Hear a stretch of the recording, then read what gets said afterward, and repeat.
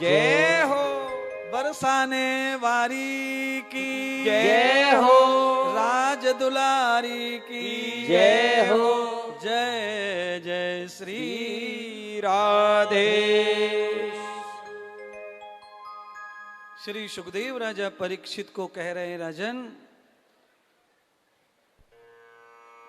आज ब्रज में मथुरा से रथ आया अक्रूर जी का।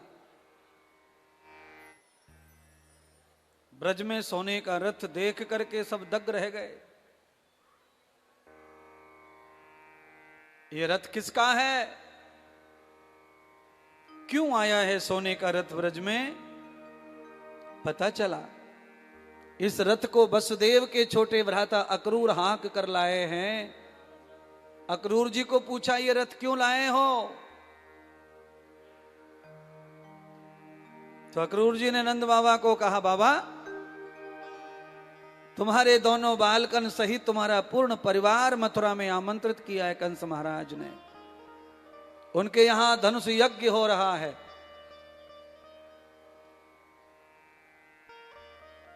कंस को कोई बस नहीं चला। कंस ने सारी विधि अपना ली पर भगवान को कंस मार नहीं पाया। तो कंस ने अब सज्जनों का सहारा लिया, सज्जनों का। देखिए, आपका विश्वास जब समाज से खत्म हो जाता है तो फिर आपके पास क्या बचता है? कुछ नहीं। कंस का विश्वास जा चुका था। पूरे ब्रज में कंस के ऊपर कोई भरोसा नहीं करता था।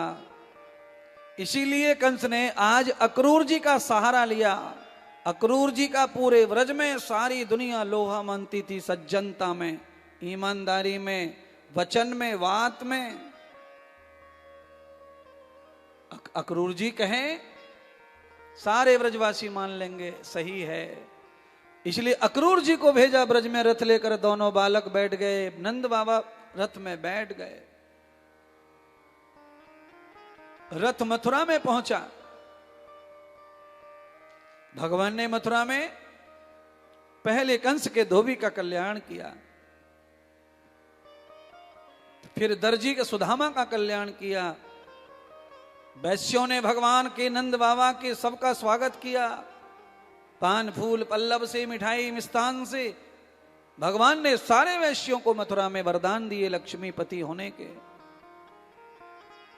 ब्रह्म वेदाम तम पुरुषति आवते लक्ष्मी ही।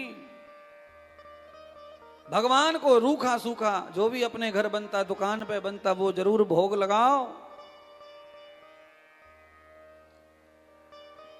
और बस यही एक अच्छा गुण है बनिया समाज का। पहले से भगवान के लिए जरूर कुछ न कुछ करते रहते हैं। इसलिए लक्ष्मी प्रसन्न है सभी वैश्यों के पास। कोई बिरला ही वैश्य होंगे समाज में जो गरीबी से जूझ रहे हैं, तकलीफ से जूझ रहे हैं। नहीं तो सब लोग अपना धंधा पानी अच्छा चलाते, खाते पीते, मौज लेते, संसार करते। कारण है दान, सेवा, भगवान के कार्यक्रम, भगवान के आयोजन। यही आदमी को धनवान बनाते। इनसे धन वृद्धि होती है, समाज की समन्विता वृद्धि होती है, शांति की वृद्धि होती है। आप अकेले धन कमा कमा कर कितना भी जमा कर लेना, पर आपके घर में शांति, सुख, समृद्धि, आनंद नहीं रहेगा। यह लिख लो। बहुत लोग हैं जो रोज खूब कमाते हैं पर सत्कर्म नहीं कर पाते। जमा कर रखे, जमीनें खरीद रखी हैं, घर में बिल्कुल क्लेश क्लेश क्लेश, शांति तनक नहीं है। जहां सत्संग कथा, भागवत, यज्ञ, दान, पूजा, तीर्थ में आना जाना लगा रहता है, उस घर में हमेशा रौनक बनी रहती है, प्रसन्नता बनी रहती है। उस घर में सब मिलकर खाते हैं, सब मिलकर हंसते हैं, सब मिलकर बोलते हैं। यही है जीवन, यही है संसार का आनंद।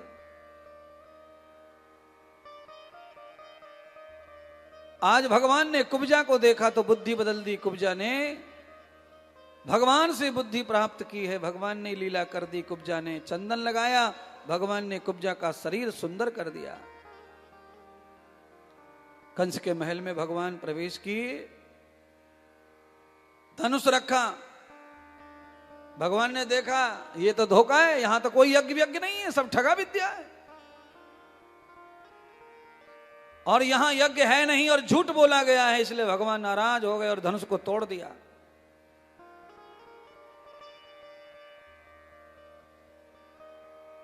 इसलिए सबसे बुरा अपराध, सबसे खतरनाक अपराध है ये। आप किसी को यज्ञ का कहें, किसी को आप अनुष्ठान का कहें, किसी को आप पोथी का कहें, और कोई ऑनलाइन आपको पैसा भेजे और आप उसकी पोथी ना बिठाएं, ये बहुत बड़ा पाप है। ये पाप निपटारा निपटेगा नहीं, ये बहुत भोगना पड़ता है। इसीलिए मैं और मेरे साथ दुनिया में जो भी सुन रहे हैं वो इसको जरूर फॉलो करो। किसी ने कुछ भी निमित्त मात्र भेजा है, उसके नाम का पूजन होना चाहिए, उसके नाम का सुपारी चढ़नी चाहिए, उसके नाम का चावल अक्षत कुछ भी चढ़ना चाहिए।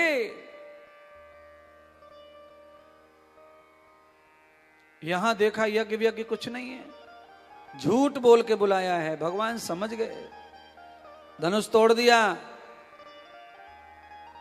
हल्ला मच गया, नंद के बालक आ गए, धनुष तोड़ दिया, धनुष तोड़ दिया। कंस को पता चला, कंस दौड़ कर आया, चांडूर मुष्टक नाम के बड़े बड़े पहलवान दैत्य राक्षस आके आक्रमण कर दिए। नंद बाबा ने देखा कि बालकों के ऊपर इतने बड़े बड़े पहलवान मारपीट कर रहे हैं। नंद बाबा मूर्छित हो गए, गैर होश हो गए। मेरे बच्चे अब जिंदा नहीं रह सकते, मेरे साथ धोखा किया कंस। तुमने, बलराम जी ने अपनी गदा घुमाई, चांडूर मुष्टक के सारे दांत बाहर, प्राण बाहर। भगवान ने एक मुक्का मारा, कंस की धड़ाम से धरती पर गिरा, छाती पर बैठ के 11 मुक्के और मारे। बाद में 11 मुक्कों में खेल खत्म। होश आया भगवान नंद बाबा को, सारी लीला हो गई। नंद ने देखा पहाड़ के पहाड़ लाशें पड़ी हैं, छोटे छोटे बच्चे आनंद से खड़े। नंद ने पूछा ये लीला कैसे हुई कान्हा? इतने बड़े बड़े राक्षस कैसे मरे? तुमने मारे? भगवान कहने लगे नहीं बाबा, तुम्हारे देवता, तुम्हारे भगवान आए थे श्री हनुमान जी, वही मार के तुम्हारे बच्चन की रक्षा करके चले गए हैं बाबा। आज भगवान नंद बाबा हनुमान जी की ही पूजा करते थे। हरिद्वार से मैं कथा जब सुनाऊंगा तो महाकालेश्वर की कथा में आएंगे, हनुमान जी की कथा।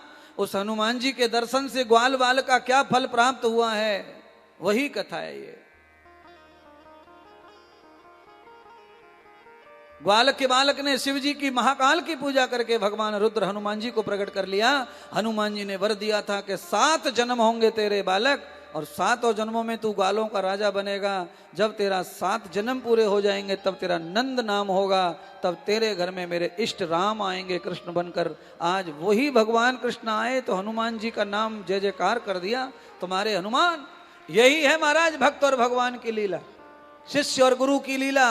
गुरु अपने शिष्य की स्तुति करे और गुरु की शिष्य स्तुति करे तो गुरु और शिष्य का जीवन हमेशा उन्नति के पथ पे जाता है। शिष्य अगर बदनामी आलोचना करे, गुरु अगर बदनामी आलोचना करे तो दोनों का जीवन पतन की ओर जाता है। कर्म का ही फल तो मिलता है संसार में सबको, चाहे गुरु हो, चाहे शिष्य हो, चाहे बेटा हो, चाहे पिता हो। हनुमान जी की प्रशंसा कृष्ण कर रहे हैं और कृष्ण की प्रशंसा श्री हनुमान जी कर रहे हैं। परस्पर यही रीत है, परस्पर यही धर्म है। कंस का जब मरण हुआ तो कंस ने चतुर्भुज रूप का दर्शन किया।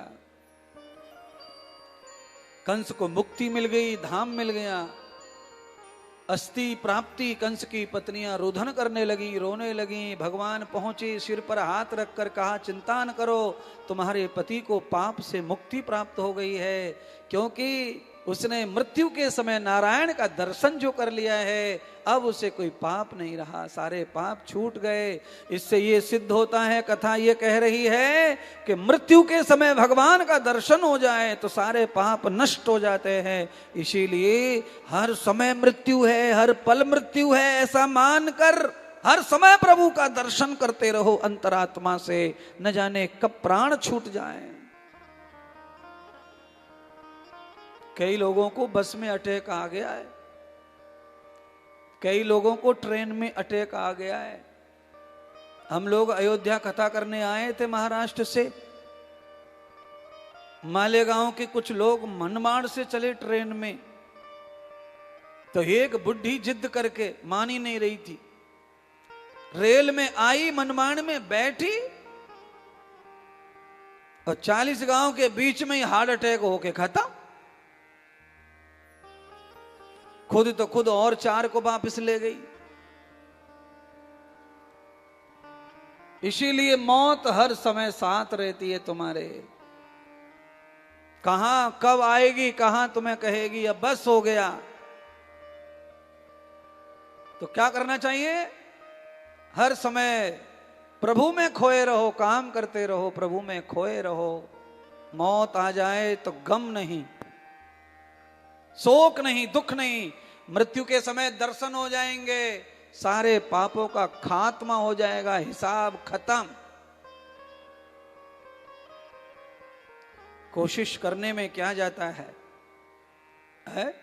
अरे काम करते समय अगर राम नाम लिया जा रहा है तो ले, फ्री का है ये, तो अलग से टाइम देना नहीं पड़ रहा तो फ्री का हो गया। फ्री का तो जितना हो उतना कमाओ। कुछ भी संसार में कमाई,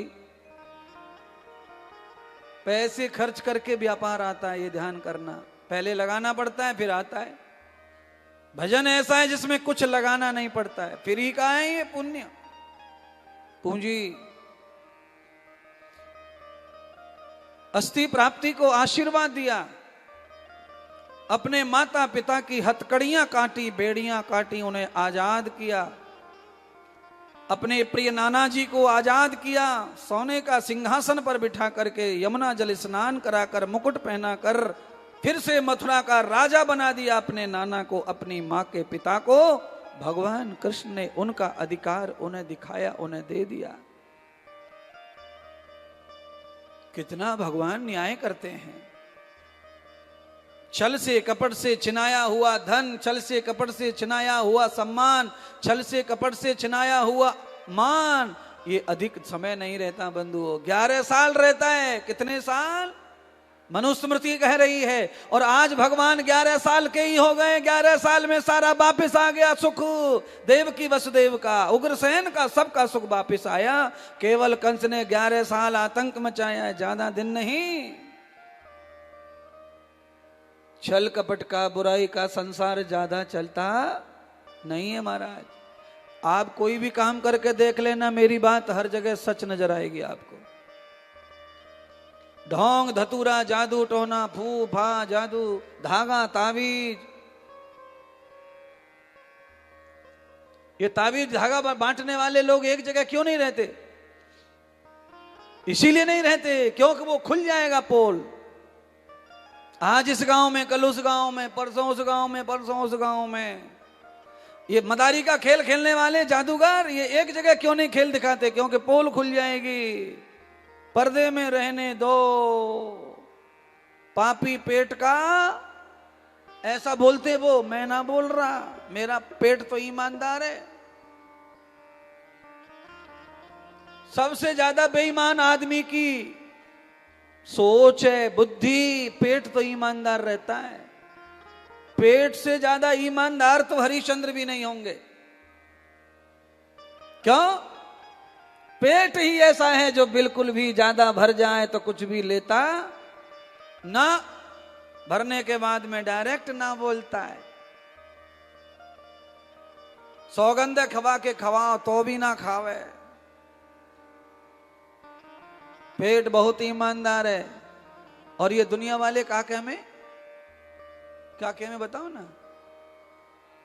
क्या करे महाराज, मजबूरी है हमारी, पेट को सवाल है, या के मारे दुबई जा रहे हैं। दुबई कहा है? दुबई में है?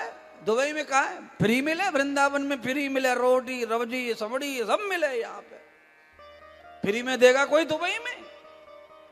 हाँ, वृंदावन में कहे तो मान भी ले, पेट को सवाल है तो आजा मैदान में। यहां से वहां तक सब जगह फ्री में आनंद बट रहा है। कहीं भी खड़ा हो जा, वहीं पे आ जावे। पूड़ी सब्जी कचौड़ी खीर पुआ माल पुआ बेसन फुलका दुबई में मिल जाओगा फ्री। पेट को सवाल है, पेट को सवाल ना, तेरी खोपड़ी को सवाल है। तेरी बुद्धि में आग लगी पड़ी है, हाय दौड़ गई है। हाय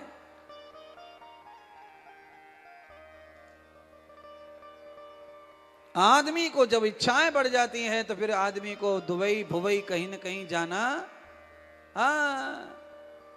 पेट के लिए कहीं जाना नहीं पड़ता है। पेट इतना ईमानदार है कि चलते चलते जामुन को पेड़ रास्ते में मिलो है, 15-20 पत्ते तोड़ के खा लो, पेट खुश। आम की पत्तियां खा लो, पेट खुश। जो मिल जाए सोई खा लो, हरा कलर को धतूरा खा लो और ज्यादा खुश।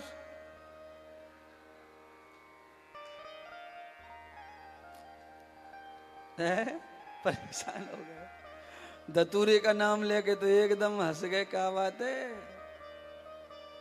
क्या हो जाएगा धतूरे से ये तो बताओ। अरे बाबड़ो, धतूरे से फोड़ा फुंसी ठीक है जाए, हैं सब दर्द कम है जाए, घुटनन के, टकनन के, कमरन के, सबरे बहुत काम की चीज है। जब अंदर इतना फायदा कर रहे हो तो बाहर से कैसे होगा? बाहर से अंदर लेके जाओ, अंदर वो तो दर्द है वे सब जगह, अंदर भी ठीक करेगा।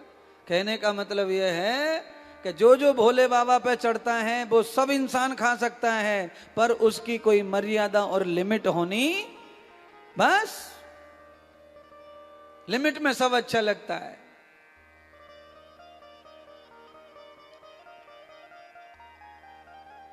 अब असली मुद्दा आ गया कथा का। असली मुद्दा यह है कि आज भगवान ने अपने माता पिता पालनहार नंद से, यशोदा से और कृष्ण कह रहे हैं, बाबा अब मेरा समय पूरा हो गया, ब्रज की लीलाएं समाप्त हो गई हैं। बाबा मेरी उम्र बढ़ रही है, मैं बड़ा हो रहा हूं और मानव शरीर में आया हूं, इसलिए मानवीय नियमों का पालन नहीं हो पा रहा है। अब मानवीय नियमों का पालन करने के लिए समाज को शिक्षा देनी है, तो आप इस समय मुझे गुरु के पास ले चलो, मुझे गुरु करवाओ, मुझे गुरु मंत्र दिलवाओ, मैं सेवा गुरु की करना चाहता हूं। आज भगवान ने लाला को बिठाया रथ में, बंधुओं अवंतिकापुरी लेके गए, सांदीपनी ऋषि आश्रम में, महाकाल की नगरी में, विद्या की नगरी में बलराम और कृष्ण दोनों को एडमिशन कराया, यज्ञोपवीत संस्कार हुआ, मंत्र प्रदीक्षा हो गई, गुरु बन गए, शिष्य बन गए।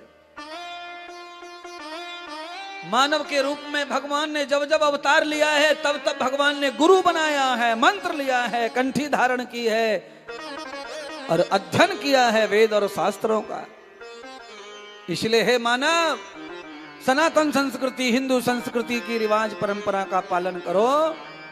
पढ़ने से पहले गुरु मंत्र लो, यज्ञोपवीत लो। सनातन यही सिखाता है। जनेऊ पहनने में, यज्ञोपवीत पहनने में संकोच मत करो, ब्रह्मचारी बनकर विद्या अध्ययन करो। पहले गुरु फिर पढ़ाई शुरू। राम ने वही किया था, कृष्ण ने वही किया था, बामन ने वही किया था। जो उस नियम का पालन करता है वो उच्च कोटि का मानव होता है, वो उत्तम मानव कहलाता है, वो पुरुषोत्तम मानव कहलाता है। नहीं तो घास भूस कीड़े मकोड़े आए और गए, कोई पूछेगा नहीं दुनिया में कौन हो, कहाँ हो। है भाई साहब, लाखों लोग फौज में, लाखों लोग बीएसएफ में, लाखों लोग सीआरपी में, लाखों लोग पुलिस में, लाखों लोग कलेक्टरी में, लाखों लोग जजगिरी में, लाखों लोग वकीली में, कोई ना पूछ रहा।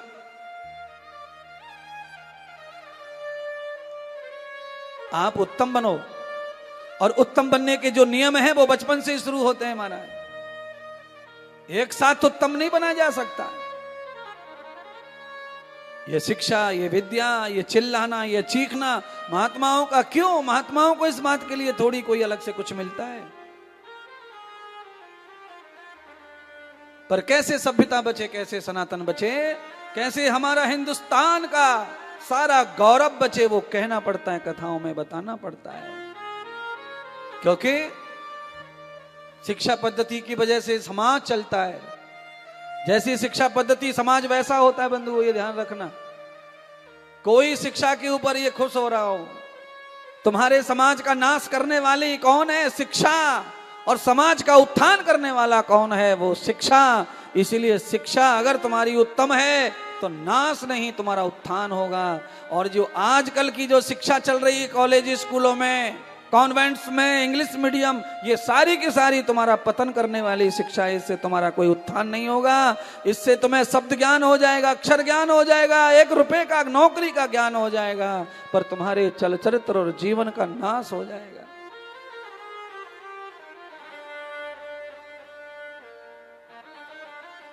जितना हो सके उतना संभालना चाहिए जीवन को।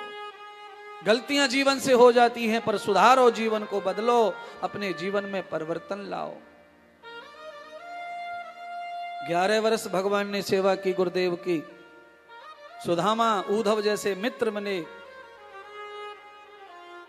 सुदामा ने भगवान के हिस्से का चना गुड़ खाकर अपराध कर लिया था गुरुकुल में, उसका श्राप सुदामा को लग गया। सुदामा जन्म गरीब हो गए। स्नातक विद्या लेकर के सुदामा अपनी नगरी चले गए। सुदामा सौराष्ट्र के रहने वाले थे।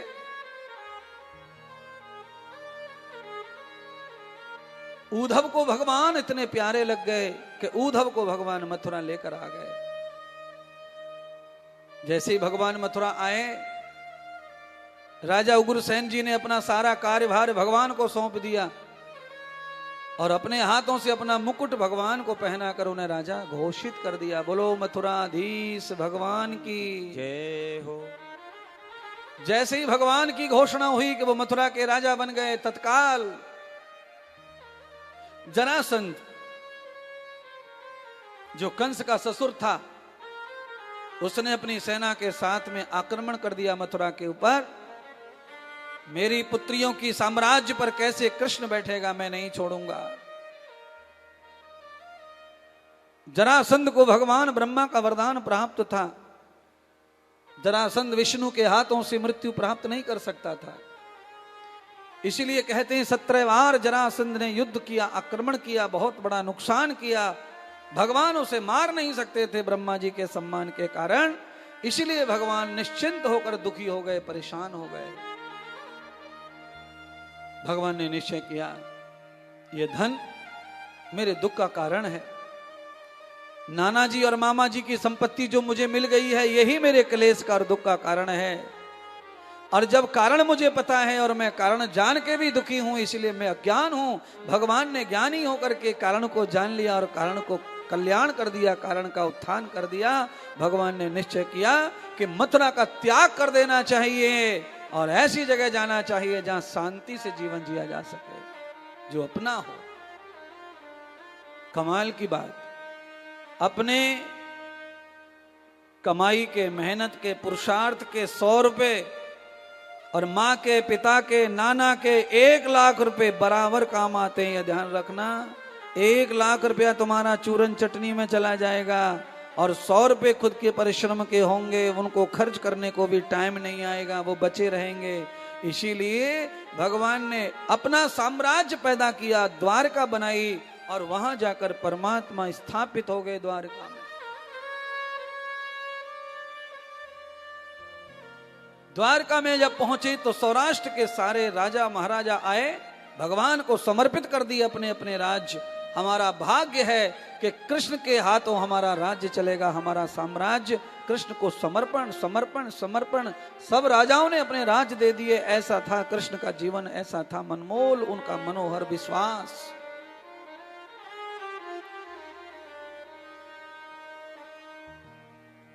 आज तो राज्य के लिए कितना मारा धापी चल रही है।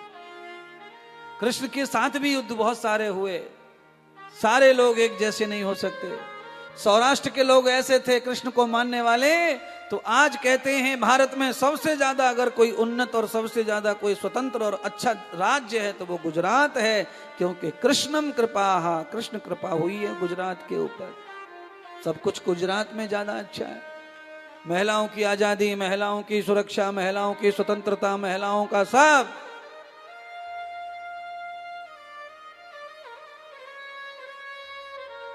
भगवान जहां स्थापित हो जाए वहां पर अलग आनंद हो जाता है।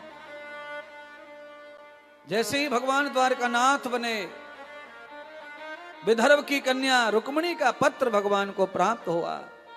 हे परमात्मा, मुझे रक्षा करो। मेरे भाई ने मेरा विवाह शिशुपाल दैत्य के साथ में निश्चित किया है। मैं मर जाऊंगी पर विवाह नहीं करूंगी, मेरी रक्षा करो।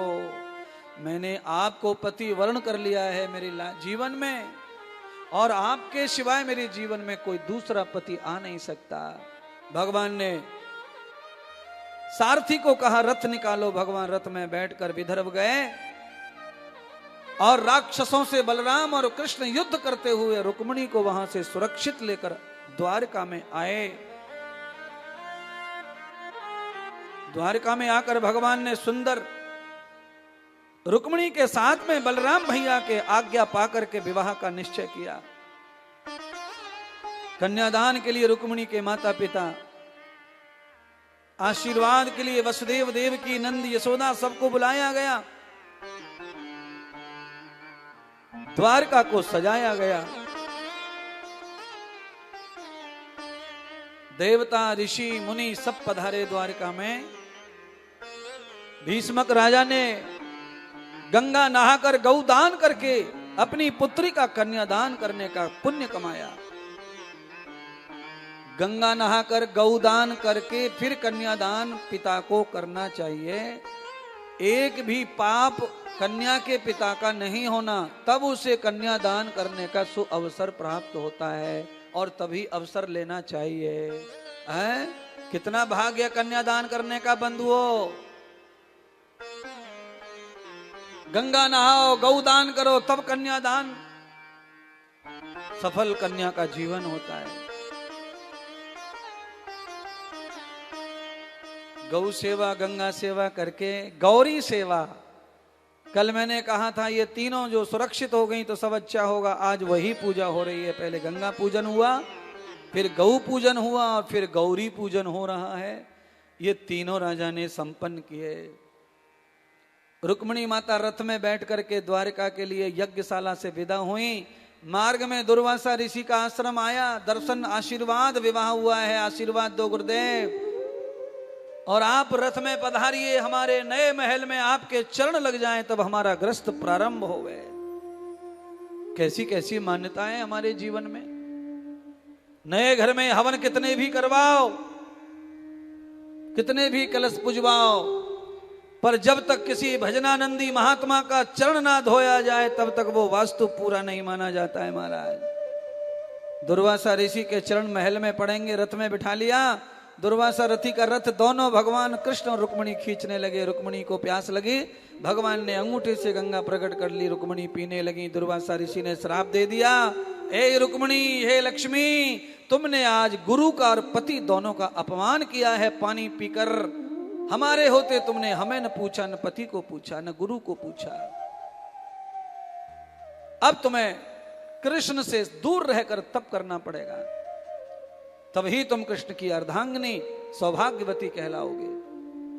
रुक्मिणी माता ने 11 वर्ष ब्रह्मचारी रहकर तप किया और उस तपस्या के प्रताप से गुरु का किया अपराध छूटा। और उसके बाद में रुक्मिणी के गर्भ से कामदेव ने प्रद्युम्न जी के रूप में जन्म लिया।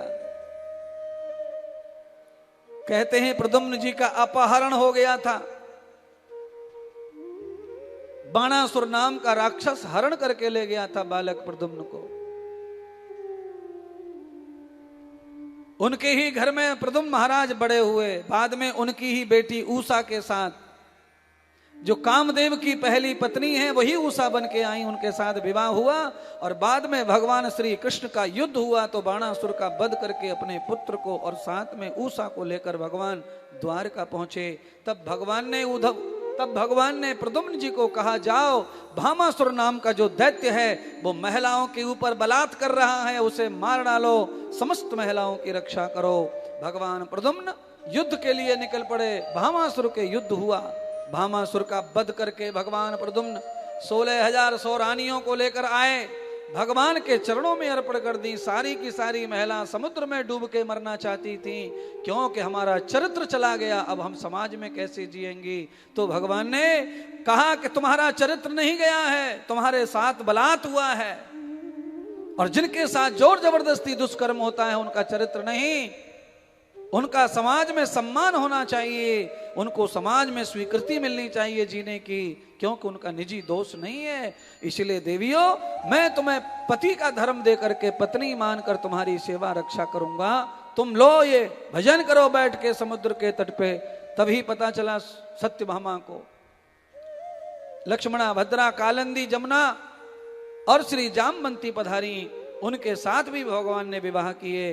16,108 पत्नियों का पालन पोषण करते हुए भगवान श्री योगेश्वर कहलाए। श्री योगेश्वर कृष्ण भगवान की।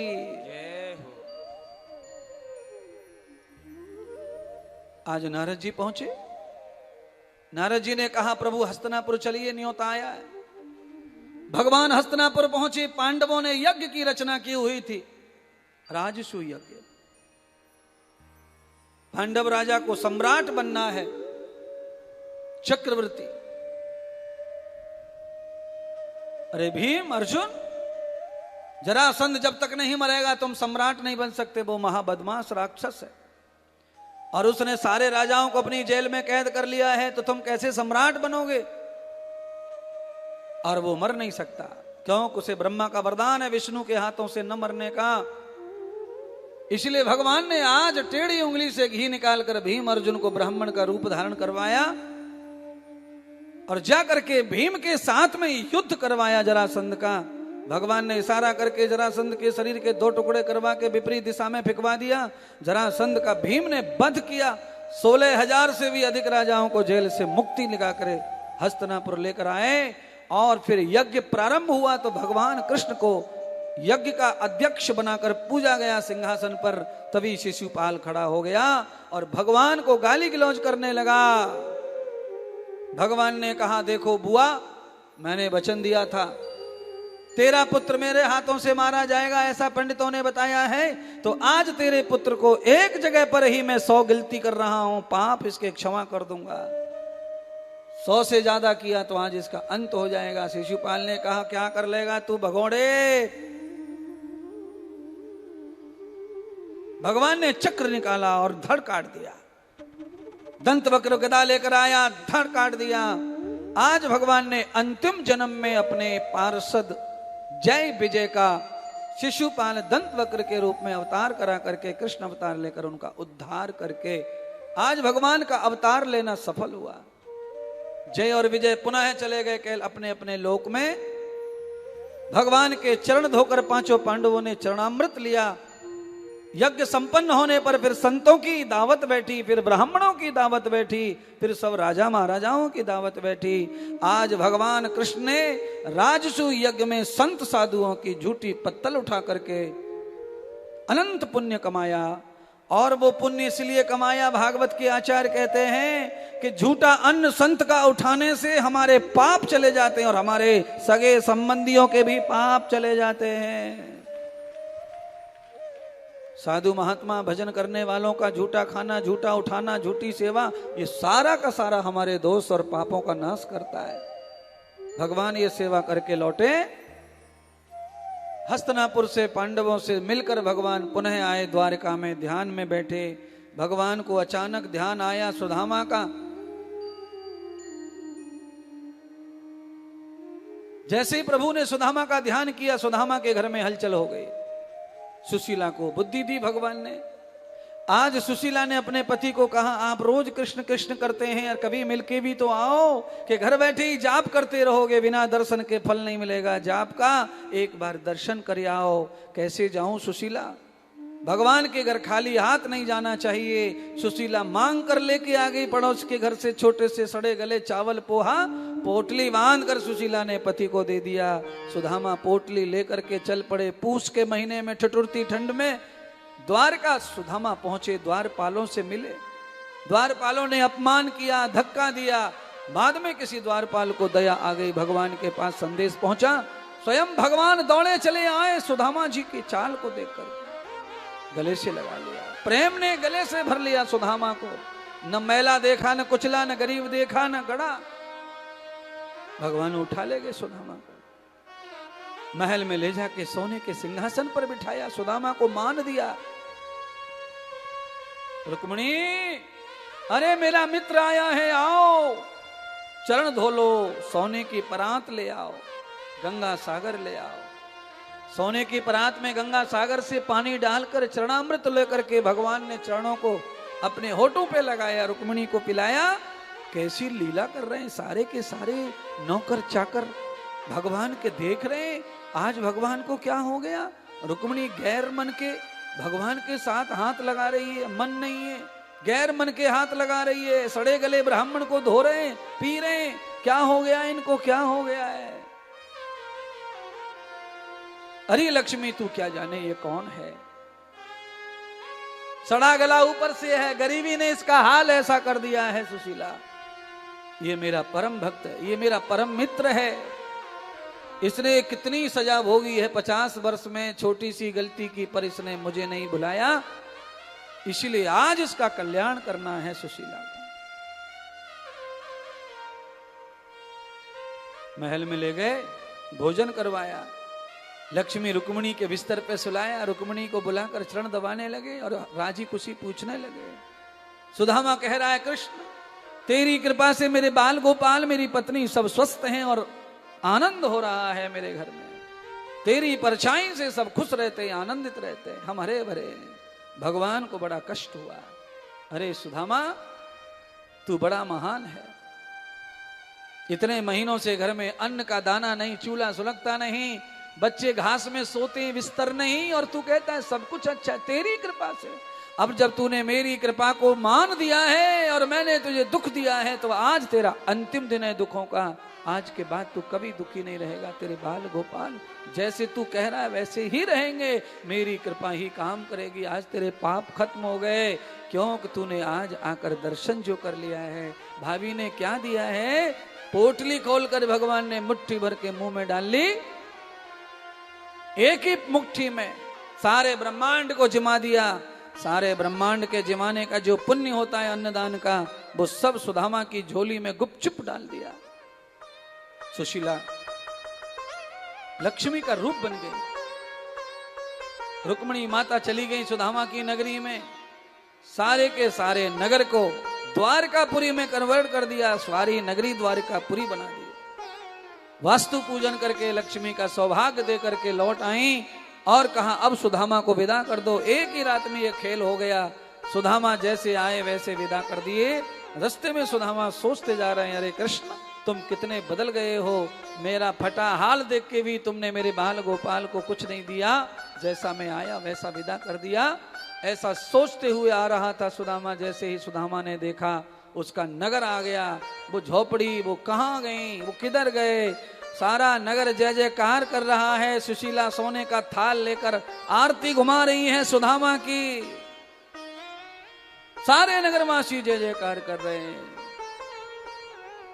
अरे सुदामा तुम्हारे भगवान लक्ष्मी माता के साथ आए थे कृष्ण, और उन्होंने ये सारी काया पलट कर दी है। तब सुदामा समझ पाए, हे कृष्ण तुमने दर्शन दे दिया, तुम्हारा संग दे दिया, पर तुम्हारी लीलाओं का दर्शन नहीं कराया। तुम कैसे छलिया भगवान हो, कपटी भगवान हो, कैसे भगवान हो लीलाधारी, मुझे नंगा उघाड़ा भेज दिया और मेरे घर को ऐसा बना के सजा के रख दिया। हे कृष्ण मैं तुम्हारे कैसे गीत गाऊं, मैं तुम्हारी कैसे लीला गाऊं। परमात्मा ऐसे ही कृपा करते हैं बंधुओं, उनकी कृपा समझ में नहीं आती है, वो कहाँ से आएगी, कैसे आएगी, कहाँ उद्धार करेगी, कैसे धनवान करेगी, कैसे मकान बन जाएगा, कैसे कैसे सब चीजें हो जाएंगी, न होके भी सब कैसे हो जाता है।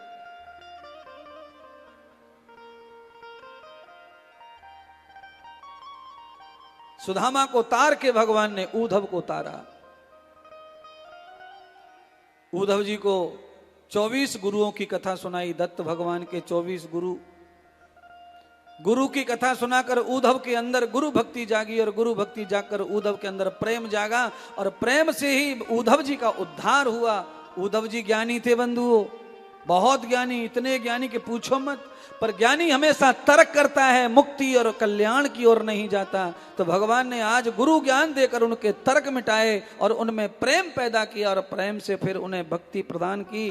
तब कृष्ण भगवान ने ब्रह्म का रूप दर्शन कराया उद्धव को, तब उद्धव का कल्याण हुआ। फिर भगवान ने वासुदेव को बुलाया, देवकी को बुलाया, उनका उद्धार कर दिया।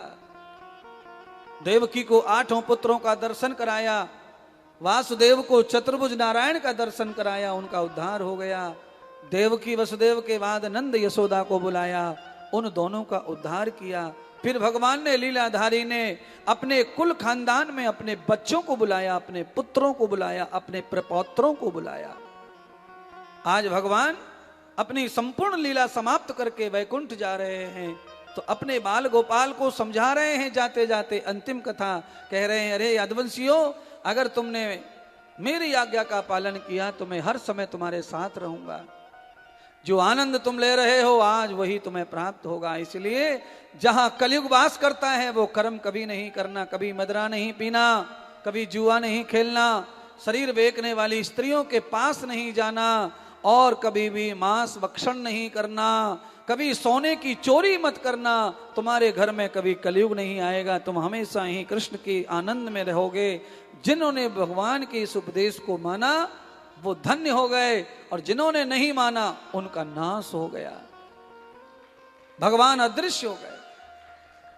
सुखदेव जी ने जब ये कथा सुनाई तो राजा परीक्षित ने कहा भगवान कहाँ चले गए? तो कहा त्रिविध लोकेन गच्छामि तमं भक्तो हृदयाः भागवतम तद पुण्यानाम एवे लक्ष्मी सर्वस्वरा। भगवान कहाँ गए? तो कहा एक रूप से लक्ष्मी लोक में गए वैकुंठ में, दूसरे से भक्तों के हृदय में, और तीसरा कृष्ण रूप भगवान ने व्यास जी के लिखने वाली भागवत में प्रवेश करा दिया। स्वयं भागवत कृष्ण बन गई, स्वयं भक्तों का हृदय कृष्ण हृदय हो गया। 3 जगह भगवान ने वास किया। इसलिए बंधुओं, अंतिम समय कब आएगा नहीं पता, मरने का समय कब है नहीं पता।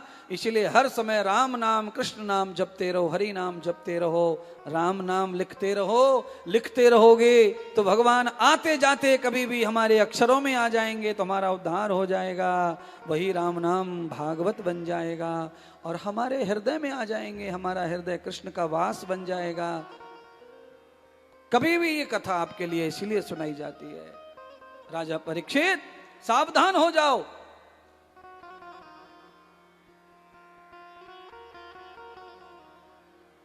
सरंगी ऋषि का श्राप तुम्हें फलित होने वाला है। ये नाग आ गया तुम्हें डसेगा।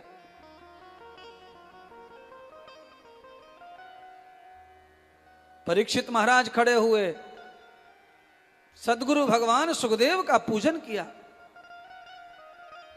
दक्षिणा के रूप में कथा सुनाने की दक्षिणा, सारा संपत्ति, सारा कुबेर का खजाना गुरु के चरणों में अर्पण कर दिया। हे गुरुदेव, मेरे मर जाने के बाद में न जाने धन की क्या गति होगी, इसलिए मेरे हाथों से आपने जो मेरे ऊपर कृपा की है, ये कृपा का ऋण चुकाया कभी नहीं जा सकता, पर मेरे पास जो है वो आपको अर्पण करता हूं। पूजन करके दक्षिणा, सारा राज्य दे दिया, भगवान को अर्पण कर दिया। बैठ गए जगह पर।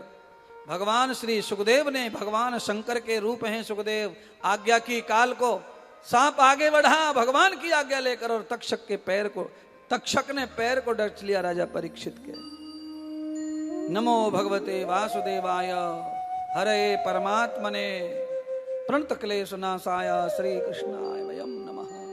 भगवान का ध्यान करते हुए ही राजा परीक्षित ने ओमकार का ध्यान करते हुए शरीर को समाप्त किया और अपने तन को छोड़ के भगवान के चरणों में अर्पण हो गए, सदगुरु के चरणों में लीन हो गए।